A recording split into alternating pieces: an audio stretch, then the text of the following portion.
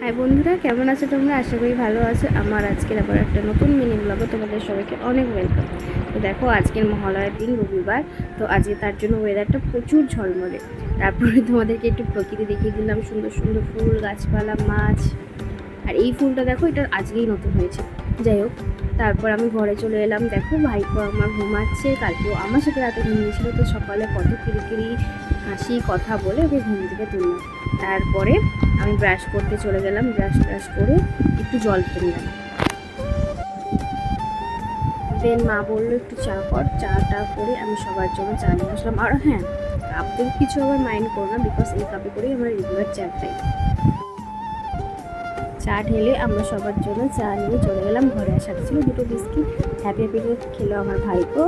আর যে Mary biscuit ছিল সেটা আমরা সবাই মিলে শেয়ার করে খেলাম।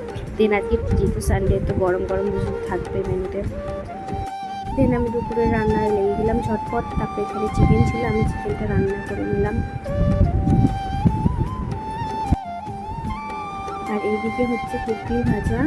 তো চিকেন হবে, কুটকি ভাজা হচ্ছে, আর এদিকে আছে শাক, যেটা তোমার লাস্টে সিদ্ধ হবে।